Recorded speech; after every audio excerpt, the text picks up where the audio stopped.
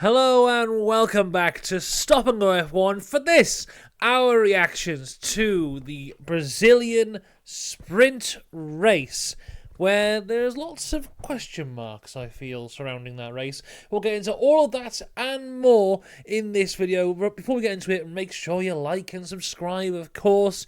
And a huge shout out to our members, Dakota, The Joyous James, Robin Myers, and Cinnamon Strudel. Now, before the race actually starts, we have got a few changes from what the grid was after qualifying yesterday. Now, we know that both Stroll and Alonso had awful qualifyings, and they're now both starting from the pit lane, as is Zhou Guanyu, who did qualify dead last. Towards the front of the grid, it is Oscar Piastri on pole position, Lando Norris alongside him, Charles Leclerc in third place, and championship leader Max Verstappen in fourth. The entire grid on the medium tyres to start the race. And the big question at the start of the race was, what are McLaren going to do in terms of team orders?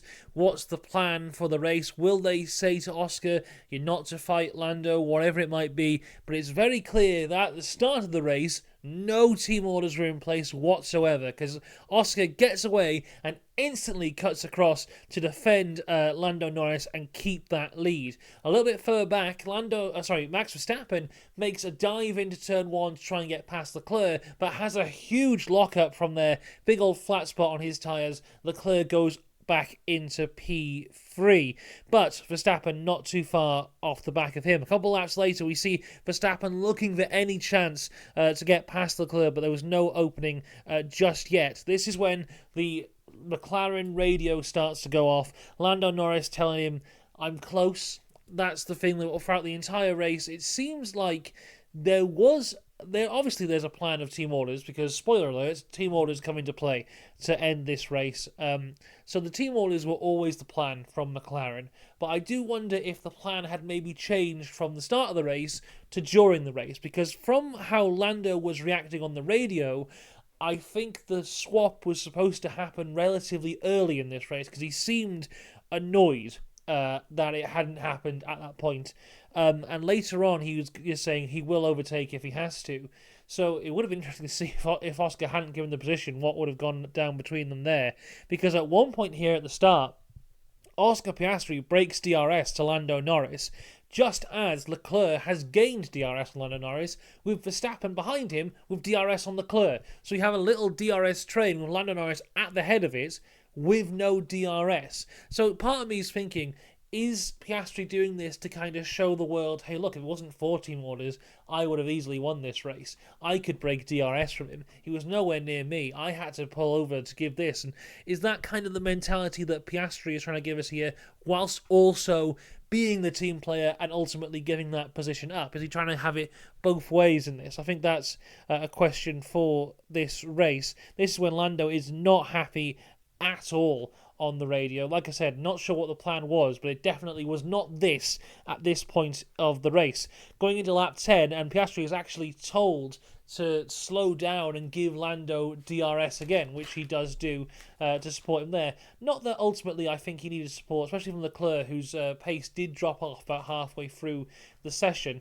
Further down, see, a lot of this race was focused on that front four, and understandably so, because it was so close. But ultimately, there wasn't really many moves in that top four, whereas it seems like everyone from like 5th down to 20th was constantly making moves that we kind of missed. We had to have like the replay camera in the top right corner to tell us what was happening, the story of the races. So we kind of missed quite a bit, but what we did get to see was Sergio Perez actually making some fantastic overtakes. It was on a couple Hasses, but, you know, it doesn't really matter. He gained the positions, I guess, from there. Some good moves for Sergio Perez.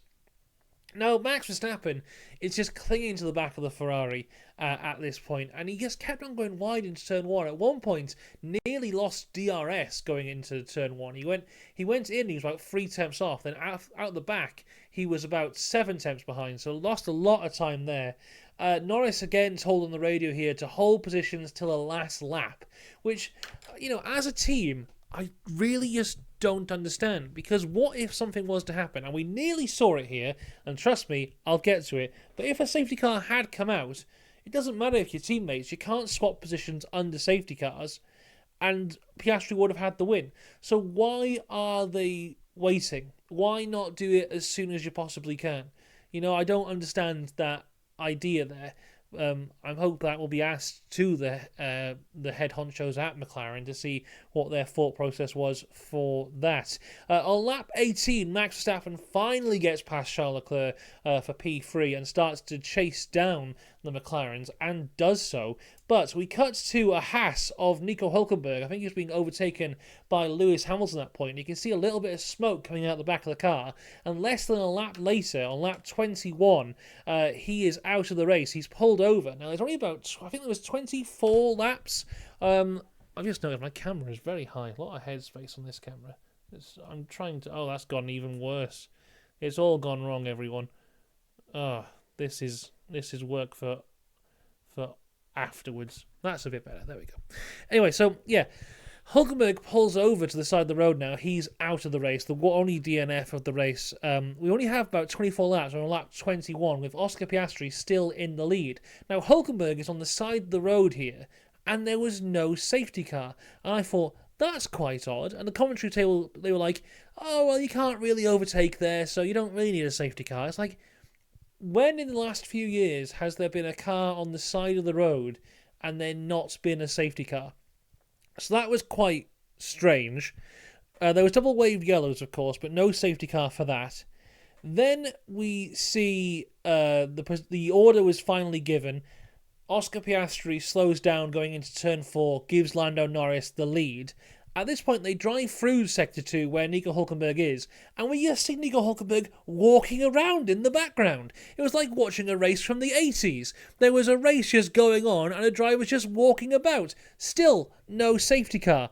But then, Max Verstappen gains some pace. He's right on the back of Oscar Piastri. They're going up that long left-hander into turn 1. He has DRS, and now there's a virtual safety car. And you know what? It's very rare that I get my tinfoil hat on, but my tinfoil hat is out for sure on this one, because Nico Hülkenberg's car did not move at all. It was in the same place, but when McLaren needed to turn the cars around, there was no safety car. As soon as Verstappen looks to be getting an advantage on the McLarens, looks to overtake Oscar Piastri, there was a safety car. Nothing changed in terms of the car that was stopped on the track. How peculiar. Oh dear. Anyway, the virtual safety car ends on the last lap, just after, again, the only opportunity that Max could have had to overtake, the safety car ends. And actually, Max is under investigation now for a safety car infringement. Because, of course, with the virtual safety car, it can end at any time. So Max was looking at maybe overtaking Piastri as the safety car ended, but then realised that the safety car was not going to end, the virtual safety car I should say, was not going to end before that point, so then backed off again, and then the virtual safety car ended. So he's been investigated for that, so he could get a penalty for that, all we know, and could drop down to 4th or 5th place. But I think that safety car was an entertainment safety car, because you know what they're like. If a title battle is happening, it is better for Formula 1, and it's better to extend it as far as we can. If we throw our minds back to 2021, there was a few moments within that season. It doesn't matter if you're a Verstappen fan or a Hamilton fan. I'm sure you can think of at least one moment in that season when you thought something happened and you went, that is only there so this title battle can go to Abu Dhabi. Because that other race would not happen. And I think here, this is fishy as hell. Hülkenberg's car was in the same place when it broke down to when the virtual safety car ended. But when McLaren needed to swap positions, the virtual safety car wasn't there. When Verstappen was trying to make some moves, the virtual safety car was there. I'd like an explanation, please, Johnny Herbert. I'll see you after school. Anyway, checkered flag comes down. Lando Norris takes the win, his first ever sprint win. Oscar Piastri in P2. Verstappen is P3 for now. We'll see how that goes with that virtual safety car infringement. Leclerc has to settle for P4 and Sainz P5. Sainz never on the pace of those top 4 guys. At least Leclerc can say he was there for the majority of the race and his pace fell away towards the end. But Sainz spent all of this race basically 3-4 seconds off the pace of the top 4. George Russell in P6. Gasly, a fantastic 7th place. Sergio Perez is in 8th and gets the last points-paying position of the race. I'm just trying to find... I didn't write down where everyone else finished. But they are the guys who got the points in this race. So for the sprint, here we go. Just missing out was Liam Lawson in 9th. A lovely little battle between Perez and Lawson again this race. No middle finger flicking or crashes this time. Albon in 10th. Lewis Hamilton did not have a great race at all, only finished in 11th. Colapinto was 12th. Ocon in 13th. Ollie Behrman had a bad start, recovered a bit, then fell back again, back to 14th. Yuki Tsunoda in 15th. Valtteri Bottas 16th. Zhou Guan Yu, a very impressive 17th place. Then a god-awful race for Aston Martin. Alonso in 18th, Stroll in 19th, and of course the one DNF, which was Nico Hülkenberg. So overall, not a very good sprint race, but I still feel a good sprint race, an exciting sprint race, which has set us up for what should be an exciting remainder of the weekend. Looking at the weather forecast just before, it's still predicted to rain over qualifying and then all day tomorrow. So we have still got quite a lot on the table here.